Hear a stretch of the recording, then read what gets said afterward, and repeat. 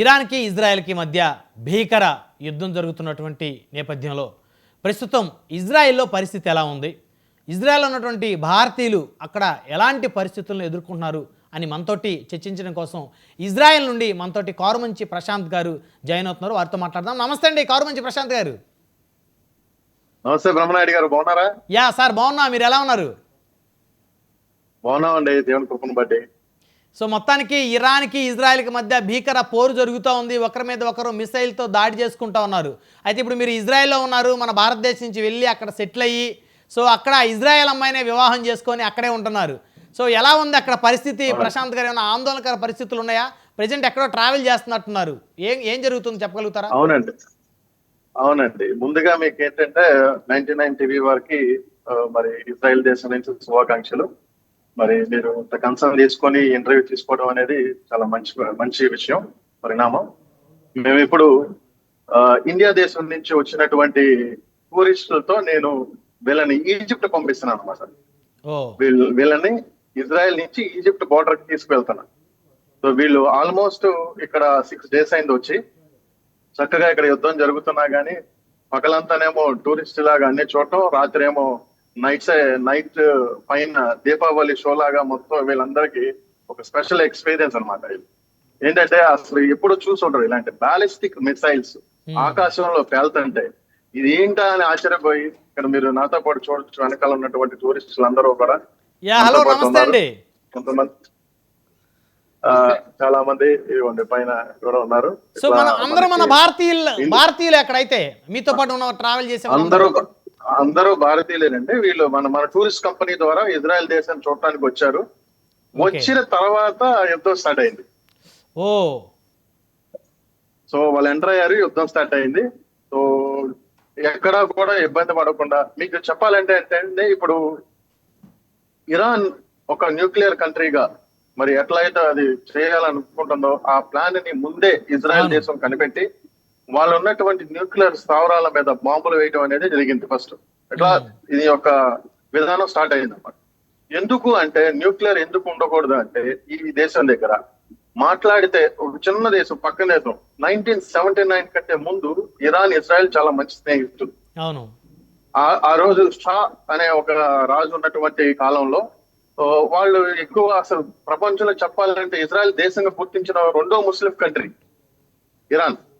అలాంటి వాళ్ళు తర్వాత ఇప్పుడు ఇస్లామిక్ వీళ్ళంతా వచ్చిన తర్వాత IRGC వీళ్ళు అంతా వాళ్ళు ఆక్యుపై చేసిన తర్వాత 1979 తర్వాత ముస్లిం భావాలు, షియా భావాలు అంతా ఎక్కువైపోయి వాళ్ళు ఇంకా మాలో ముస్లిం కంట్రీ ఇదే అన్నట్టుగా వాళ్ళ యొక్క అభిప్రాయాలన్నింటినీ చొప్పించి ఇజ్రాయెల్ మీద హేట్రెడ్ పెంచారు అన్నమాట. సో అలా లేకుండా ఉంటే కనుక అంతకు ముందు ఇజ్రాయెల్ కి ఇరాన్ కి ఎటువంటి గొడవ లేదు. ఇప్పుడు మాట్లాడితే ఒక అణుబాంబు తయారు చేసి ఒక్క నిమిషంలో ఇజ్రాయెల్ లేపేస్తాం, మ్యాప్ లో లేకుండా చేస్తాం, అసలు మ్యాప్ లోనే ఉంచాం మేము అని పొద్దున్న లేచిన దగ్గర నుంచి ఇదే పాట. సో మీరు అసలు ఇప్పుడు జరుగుతున్న విషయం ఏంటంటే అండి, మీరు నమ్మరు, ఇది 480 కిలోమీటర్ల పొడవు,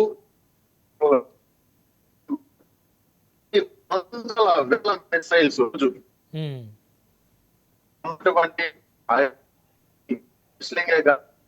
ఏరో 2 గానీ అమెరికన్ థర్డ్ గానీ వీళ్ళన్నీ కూడా దాటి కూడా 97% రక్షించగలిగితే ఒక 3% కొన్ని మిసైల్స్ వచ్చి మరి ఈ దేశంలో పడుతుంటే ఎవరి కాళ్ళు పైకి భయంగా మరి ఇక్కడ అలవాటు అయిపోయింది కాబట్టి మేము అందరం చూస్తున్నాం కాబట్టి అది వేరే విషయం అయినా కూడా ఎటువంటి పరిస్థితుల్లో కూడా ఏంటంటే ప్రతి నిమిషం కూడా మీరు కావాలని చూస్తుంటే ఇప్పుడు మీకు ఎదురుకుంటా చూపిస్తాను, మీకు వెళ్ళేటప్పుడు లైవ్ లో ఇదిగోండి ఇక్కడ మీరు చూస్తారు. ఇగో ఫ్రంట్ వెళ్తున్నాం చూడండి, ఇది ఇలాక్ బార్డర్ అండి. ఇక్కడ కూడా సూసైడ్ డ్రోన్లు పడ్డాయి. ఇక్కడ కూడా సూసైడ్ డ్రోన్లు పడ్డాయి అనమాట. అంటే వాళ్ళు అక్కడి నుంచి డ్రోన్స్, తర్వాత మిసైల్స్, బాలిస్టిక్ మిసైల్స్ మొత్తం ఇక్కడ చూస్తే మీరు చూడండి ఎన్ని అరణ్యం అనమాట మొత్తం. అవును. సో అక్కడంతా కూడా ఒక అంటే అడవి ప్రాంతం, అంటే దాన్ని ఏమంటారంటే ఒక ఎడారి ప్రాంతం లాగా ఉంది కదా సార్? అవునండి, ఇది పారాను అంటే అరణ్యం అంటారు, పారాను అరణ్యం, డెజర్ట్ ఆఫ్ పారాన్ అంటారు దీన్ని. ఇది ఈజిప్ట్ కి ఇజ్రాయెల్ కి మధ్యలో ఉంటుంది అనమాట. ఇది మీరు అటు చూస్తుంటే ఈ కొండలు మీరు నేను చూపించే కొండలు మీరు అవును. అది జోర్డాన్ దేశం ఆ పక్కన. ఓ అవును. సో ఇది ఇలాత్ అనే దగ్గర ఇది ఒక స్టేషన్. ఇది మీరు చూడబోతున్నాం, మేము ఒక చోట ఆగబోతున్నాం. ఇదంతా ఎక్కడ ఒక ఆగుతారా అక్కడెక్కడన్నా జనావాసం ఉన్న దగ్గర?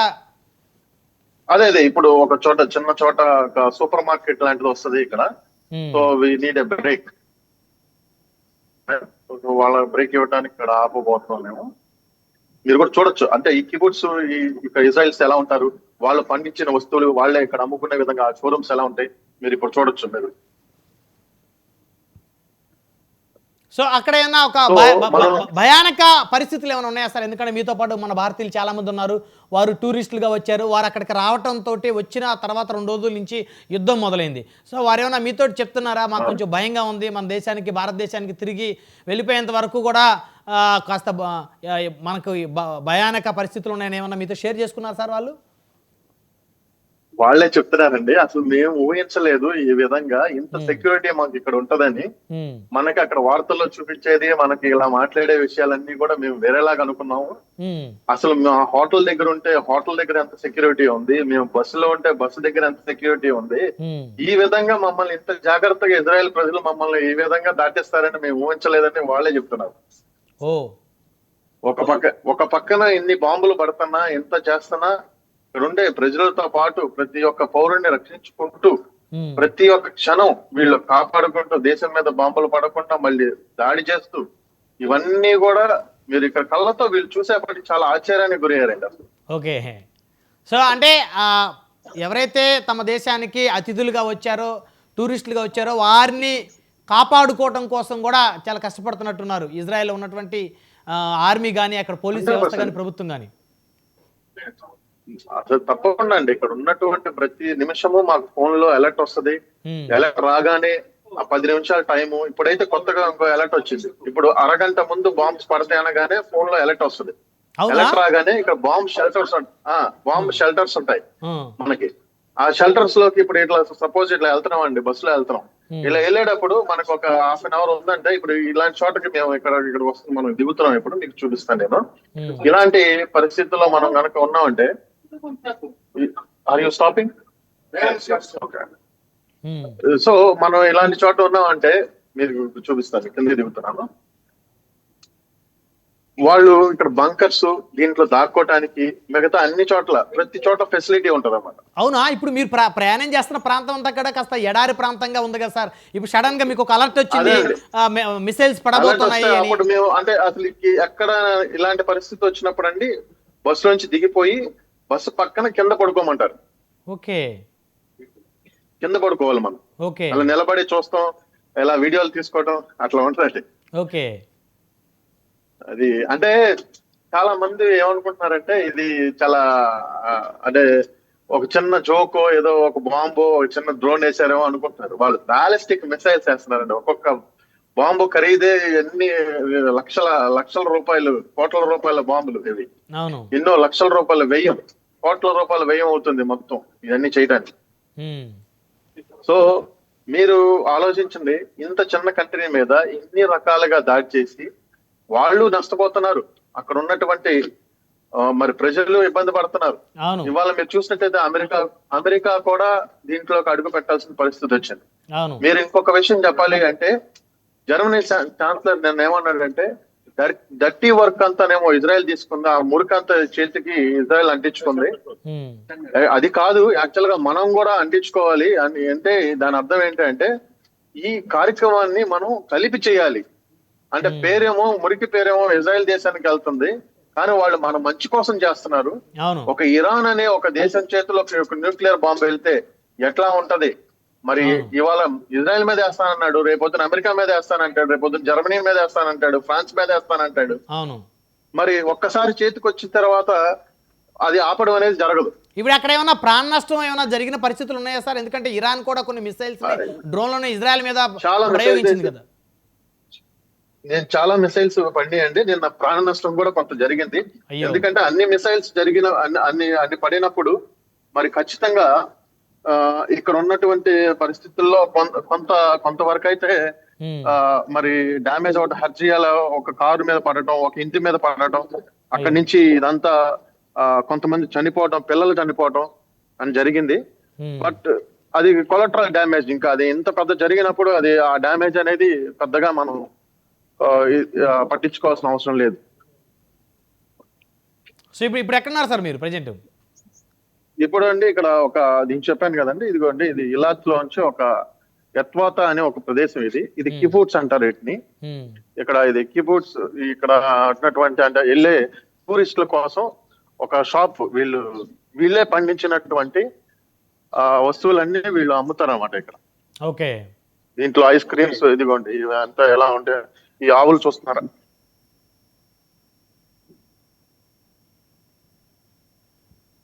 బొమ్మ లాంటి ఆవులు. అవును సార్, అవును అవును అవును. ఇదిగోండి ఇక్కడ లోకల్స్ కొంతమంది. ఇక్కడ అసలు మీరు మామూలు రోజుల్లో ఈ టైంలో అయితే అసలు ఒక్క అంటే మనిషి ఇసుకేస్తే రానంత మంది ఉంటారండి ఇక్కడ. సో ఇప్పుడు యుద్ధం జరుగుతున్న పరిస్థితులు కాబట్టి మిగతా దేశస్తులు ఎవరు టూరిస్టులుగా రావట్లేదు ఇప్పుడు. ఇదిగోండి ఇక్కడ చూడండి, వీళ్ళందరూ కూడా మొన్న బందీలుగా అక్టోబర్ 7th జరిగినటువంటి టైంలో వాళ్ళందరూ పట్టుబడి ఇప్పటికి బ్రింగ్ దమ్ హోమ్ అని చెప్పి, మీరు చూస్తున్నారా, బ్రింగ్ దమ్ హోమ్ అని చెప్పి మొత్తం ఇవన్నీ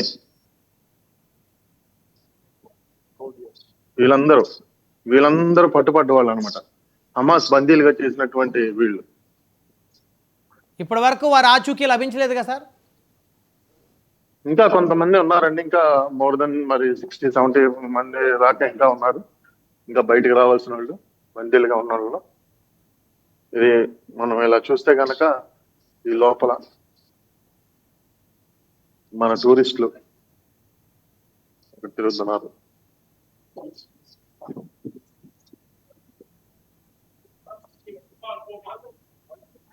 అంటే చాలా నిర్మానుష్యంగా ఉన్నట్లు. అవునండి, అన్ని క్లోజ్ చేశారు ఇప్పుడు. ఒక హోటల్ టైపా లేకపోతే ఏదైనా షాపింగ్ మాల్ టైపా? షాపింగ్ అండి, షాపింగ్ మాల్. మామూలుగా అయితే ఇది ఓపెన్ చేసి ఉండి లోపలికి వెళ్ళాల్సిన పరిస్థితి ఉంటుంది. ఇప్పుడు ఇక్కడ క్లోజ్ చేశారన్నమాట లోపల. సో కారణం యుద్ధం వల్ల లేకపోతే ఆ ప్రాంతం అంతా కూడా చాలా, ఈ ప్రాంతం అంతా కూడా చాలా గొప్పగా ఇదిగోండి ఓపెన్ చేస్తున్నారు.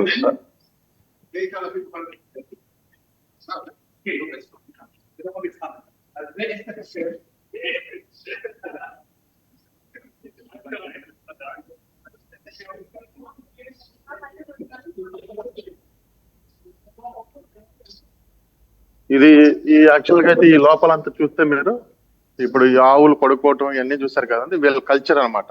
వాళ్ళు ఫార్మింగ్ ఎలా చేస్తారు ఏంటి అవన్నీ కూడా చూపించేటువంటి ఒక పార్క్ ఇది. Okay sir, okay. యత్వాత పార్క్. సో ఇదండి మనం మరి ఇజ్రాయెల్ దేశం గురించి ఇప్పుడు మనం మాట్లాడుకునే పరిస్థితి ఏంటంటే, ఇవాళ ఉన్నటువంటి పరిస్థితిలో రాత్రి అయితే మేము మా ఇంట్లో ప్రతి గంటకి మేము బంకర్ లోకి వెళ్ళిపోయాం. ఇప్పుడు మీరు అక్కడ ఉన్నారు కదా సార్, ఫర్ ఎగ్జాంపుల్ సడన్ గా మీకు ఒక అలర్ట్ వచ్చింది అనుకోండి. అలర్ట్ వచ్చింది అంటే ఏదో ఒక మిస్సైల్ మీద పడుతుంది అక్కడ. ఈ లోపలికి మనం ఉన్నాం కాబట్టి అక్కడ ఉన్న ఆయన తలుపు తెరుస్తాడండి మనకి. మనం ఇందాక చూపించిన విధంగా ఇక్కడ చూడండి, అక్కడ ఒక ఆయన లోపల కూర్చొని ఉన్నారు. ఆయన లోపల ఒక షెల్టర్ ఉంటుంది, ఆ షెల్టర్ కి ఆయన తలుపు తీయడం జరిగితే అందరూ లోపలికి పరిగెత్తుతాం. అప్పుడు సో అప్పుడు కింద బంకర్ ఉందా సార్? ఇక్కడ ఉండదండి, లోపల ఉంటుందండి, బయట ఉండదు, లోపల ఉంటుంది. సో అంటే ప్రతి ప్రాంతంలో ప్రతి ఏరియాలో ఖచ్చితంగా బంకర్ అనేది ఖచ్చితంగా ఉండి తీరుతుంది ఇజ్రాయెల్లో. అది 100% ఉంటుందండి.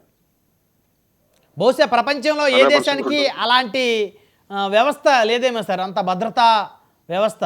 అంటే అట్లాంటి ఇప్పుడు మీరు ఒక చిన్న విషయం ఆలోచించారంటే అండి, ఇప్పుడు దీని చుట్టూ ఉన్నటువంటి దేశాలు కూడా అట్లా ఉన్నాయండి. ఎప్పుడు ఇజ్రాయెల్ ని నవలేయాలా, ఎప్పుడు అన్ని సప్రెస్ చేయాలి అన్నట్టు విధంగా వాళ్ళు చూస్తా ఉంటారు అన్నమాట. ఇప్పుడు దీన్ని సో వీళ్ళకి అంటే మనం ఇప్పుడు ఇల్లు కట్టుకున్నప్పుడే ఒక బంకర్ కట్టుకోవడం కింద మిక్లాద్ అంటారు దాన్ని, ఆ బంకర్ లోకి వెళ్ళటం ఏదన్నా ఇలాంటివి వచ్చినప్పుడు ఓకే. ఆల్మోస్ట్ ఏంటంటే ఇల్లు కట్టుకునేటప్పుడే అలాంటి బిల్డ్ చేస్తూ ఉంటారు. ఓకే. సో ఇప్పుడు మన మన టూరిస్టులని అంటే మన భారతీయులను, మీకు అక్కడ టూరిస్టులకు వచ్చిన భారతీయులను తీసుకొని ఇప్పుడు మీరు ఏ ప్రాంతాల వారిని తీసుకెళ్తున్నారు సార్ వారికి చూపించడానికి? ఇప్పుడు ఆల్రెడీ వీళ్ళంతా కూడా వచ్చి 6 రోజులు అయిందండి. 6 రోజుల్లో ఇజ్రాయెల్ దేశం మొత్తం టైబెరియాస్ పట్టణం అని, ఓ. తర్వాత హైఫా అని, తర్వాత జెరూసలేం అని చెప్పి మొత్తం ఇక్కడ ఉన్నటువంటి ఏదైతే క్రిస్టియన్ పిలిగ్రిమేజ్ ఉందో ఆ పిలిగ్రిమేజ్ ప్లేస్ అన్ని కూడా వాళ్ళు చూడటం జరిగిందండి. ఓకే.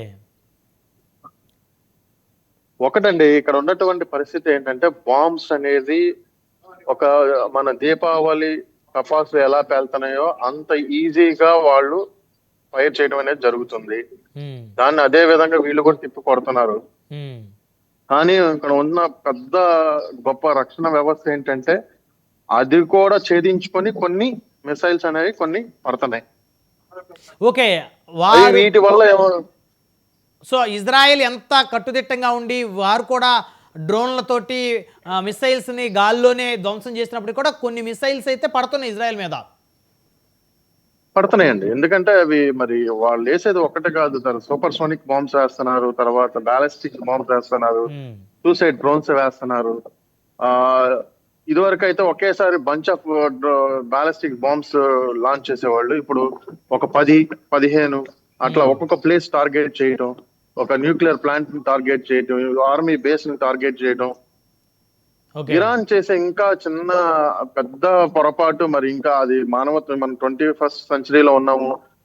మన ఇజ్రాయెల్ దేశం వెళ్ళేమో వాళ్ళ ఎక్కడైతే బేసిస్ ఉన్నాయో, ఏదైతే ప్రమాదకరమైనటువంటి ప్లేస్లు ఉన్నాయో, ప్రపంచానికి ప్రమాదకరంగా మారే ప్లేస్లు ఉన్నాయో ఆ ప్లేస్ల మీద దాడి చేస్తుంటే వీళ్ళు సివిలియన్స్ ప్రతి ఒక్కళ్ళ మీద వేసేస్తున్నారండి. అసలు ఒక్కటనేది దాడి చేయట్లేదు, ప్రతి ఒక్క ఇళ్ల మీద. చిన్న పిల్లలండి, మీకు చెప్తే చిన్న పాప చనిపోయిందండి మొన్న, చిన్న పాప ఆ ఇరాన్ మిసైల్ పడి. మరి తల్లి చనిపోయింది, ఒక కొడుకు, ఒక కూతురు, ఒకే ఫ్యామిలీ, మళ్ళీ వాళ్ళ అరబిక్ ఫ్యామిలీ అండి. అంటే తెలియదు కదా, అంటే వాళ్ళు కంప్లీట్ గా సివిలియన్స్ ని టార్గెట్ చేస్తా ఉన్నారు. ఇజ్రాయెల్ మాత్రం వారికి సంబంధించినటువంటి సివిలియన్స్ ని కాకుండా వారి యొక్క అణు ఆయుధాలకు సంబంధించి వాటిని టార్గెట్ గా చేసుకుంటే, సో వారు మాత్రం సివిలియన్స్ టార్గెట్. ఏదైతే ప్రపంచానికి ముప్పుగా ఉందో దాన్ని తీసేయడానికి ఇజ్రాయెల్ కష్టపడుతుందండి ఈ రోజున. అందరూ దయచేసి అర్థం చేసుకోవాల్సిన విషయం ఏంటంటే, ఇజ్రాయెల్ ఎందుకు వెళ్ళి దాడి చేయాలి, ఇజ్రాయెల్ ఎందుకు ముందు ఇలా చేయాలి అలా చేయాలి అంటున్నారు. కానీ ఒకసారి ఆలోచించండి, ఎవరైనా మనల్ని చంపడానికి వస్తారు అని తెలిసినప్పుడు మనం చేతుల మనసు కూర్చొని వాడు చంపే వచ్చినప్పుడు చూద్దాంలే అనుకుంటే అది ఎట్లా ఉంటది అనేది మీరు ఆలోచించాలి. ఇప్పుడు అక్కడ ఎవ్రీడే మార్నింగ్ నుంచి ఎలా ఉంటుంది సార్ దినచర్య ఇప్పుడు యుద్ధం జరుగుతున్న నేపథ్యంలో? ఎందుకంటే చిన్న కంట్రీ కాబట్టి, సో ఎవ్రీ 1 hour 2 hours అన్ని క్లోజ్ అండి, అన్ని క్లోజ్. ఓన్లీ సూపర్ మార్కెట్స్, నిత్యావసర వస్తువులు ఇవన్నీ చేసుకోవడానికి మటుకి యాక్సెస్ ఉంది. ఒక 10 మంది 30 మంది కలిసి వెళ్ళి కూర్చునే అవకాశం లేదు ఎక్కడైనా సరే. వీళ్ళలో కూడా ఇప్పుడు టూరిస్టులు కాబట్టి తీసుకుని మేము బోర్డర్లలోకి వదిలేస్తున్నాం. ఇంకా ఇక్కడ నుంచి వెళ్ళిపోతే వాళ్ళు ఈజిప్ట్ లోకి వెళ్ళిపోతారు. ఇంకా ఇప్పుడు మీరు ఆ టూరిస్టులని ఈజిప్ట్ లోకి పంపిస్తున్నారా మీరు? లేదండి, ఇంకా ఇజ్రాయెల్ సైడే ఉన్నాం మేము. ఇంకొక 1/2 hour ప్రయాణం చేస్తే ఈజిప్ట్ బోర్డర్ వస్తుంది. సో ఇప్పుడు వారు ఈజిప్ట్ లోకి వెళ్ళి ఎక్కడ ఉంటారు సార్? అక్కడ ఈజిప్ట్ లో వాళ్ళకి పిలిగ్రిమేజ్ టూర్ ఉందండి. ఒక రోజు టాబా బోర్డర్ లో ఎర్ర సముద్రం పక్కన ఉంటారు హోటల్లో, తర్వాత సీనాయి పర్వతం వెళ్తారు, ఆ తర్వాత కైరో పట్టణం వెళ్తారు, కైరో నుంచి ఇండియా వస్తారు. సో మళ్ళీ వారు ఇంకా ఇప్పుడు ఇజ్రాయెల్ రారు? ఇంకా అయిపోయిందండి, ఇజ్రాయెల్ టూర్ అయిపోయింది. ఓకే. అంటే ఇక్కడ ఫ్రాంక్గా మనం మాట్లాడుకోండి ప్రశాంత్ గారు, ఇప్పుడు అక్కడ యుద్ధం జరుగుతుంది కాబట్టి, సో ఎంత చిన్న ప్రాణ నష్టమైన ప్రాణ నష్టమే కాబట్టి, సో ఇప్పుడు వారు సో అక్కడి నుంచి, ఎందుకంటే చూశారు ఆల్రెడీ 4 days ఉన్నారు కాబట్టి, ఇంకా తొందరగా వారు అవన్నీ కూడా వారి పర్యటన ముగించుకొని తిరిగి ఇండియా వెళ్ళాలి అనే ఆలోచన అయితే వారికి ఉంది కదా సార్? అయిపోయింది. ఇంకా ఇప్పుడు వాళ్ళ టూర్ కూడా వాళ్ళు వచ్చిన ఏదైతే ఎన్ని రోజులకైతే వచ్చారో అన్ని రోజులు టూర్ అయిపోయింది. టూర్ పూర్తి చేసుకునే వెళ్తున్నారు. ఓకే. సో మరి ఇప్పుడు నెక్స్ట్ మళ్ళీ టూరిస్టులు వచ్చే అవకాశం లేదు కదా మళ్ళీ ఇజ్రాయెల్? ఇప్పుడు అలా యుద్ధం ముగిసేంత వరకు ఇప్పుడైతే ప్రజెంట్ అంటే అన్ని చోట్ల తెలిసి కూడా మనం తీసుకురాలేము. అవునండి. మనం తీసుకురాలేము. ఉమ్. సార్ వినపడుతుందండి? యా వినిపిస్తుంది, ప్రశాంత్ గారు వినిపిస్తుంది. ఎందుకంటే ఇప్పుడు మీరు మీరు అది ఇప్పుడు టూరిస్ట్ ఉన్నటువంటి కంపెనీ ఉంది కదా, మీకు ఒక టూరిస్ట్ సంస్థ ఉంది. దాని ద్వారా మీరు మన భారతీయుల్ని చాలా అవునండి. మందిని తీసుకెళ్లి సేఫ్గా అక్కడంతా కూడా ఇజ్రాయెల్ మొత్తం కూడా వారికి చూపించి తిరిగి మళ్ళీ వారిని సేఫ్గా పంపిస్తూ ఉంటారు కదా మీరు. సో ఇంక ఇప్పుడు ఇలాంటి పరిస్థితుల్లో అవునండి. రిస్క్ ఎందుకని ఆగారు? అవునండి. ఎందుకంటే ఇప్పుడు మనకు తెలిసినప్పుడు మనం తీసుకురాగలదు. వీళ్ళు వచ్చిన తర్వాత జరిగింది కాబట్టి వి అవును. Cannot change it. అవును. సో బోర్డర్ లోకి వచ్చారు. వచ్చేపాటికి ఇంకా జరుగుతుంది. అది ఇంకా ఫుల్ ఫ్లెజ్ జరగలేదు. వచ్చేసారు లోపలికి. ఓకే. వాట్ ఎవర్ మెజర్మెంట్స్ అంటే మనం సెక్యూరిటీ మెజర్మెంట్స్ తీసుకున్నాం. వాళ్ళందరినీ పంపించడం జరిగింది. ఉమ్. ఇక్కడ మనతో పాటు రమేష్ గారు అని చెప్పి టూరిస్ట్ గా వచ్చినటువంటి ఆయన ఉన్నారు. ఆయన కూడా సార్ ఎలా ఉంది మీకు ఇక్కడ, ఏంటి ఏం జరిగింది అసలు? వాస్తవంగా అయితే నేను కూడా మాట్లాడాను బ్రహ్మనాయుడు గారితో Yes, లైవ్ sir. లో. కారు మంచి ప్రశాంత్ గారు అవును. ఏర్పాట్లు గాని లియరా ఏర్పాట్లు గాని అద్భుతమండి. నైట్ ఏమో విపరీతమైనటువంటి శబ్దాలు, ఉమ్. కానీ పగలంతా హ్యాపీగా మేము అన్ని ప్లేసులు చూడటానికి మార్గాల ద్వారాలు తెరిచారు. ఉమ్. చాలా హ్యాపీగా ఉందండి. ఇప్పుడు మేము ఈజిప్ట్ వెళ్తున్నాము. నిజంగా క్లియర్ టూర్స్ వారికి నిండు కృతజ్ఞతలు.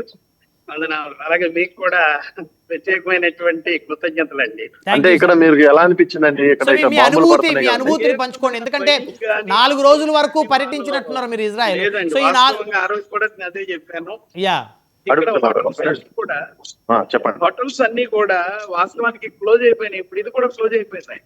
ఓకే. కానీ మాకు మాత్రం ఆంధ్రాలో దొరికే మిల్స్ అన్ని తయారు చేయించి అద్భుతంగా భోజనాలు ఏర్పాట్లు చేశారు. అలాగే Okay. అకామిడేషన్ విషయంలో కూడా అద్భుతం.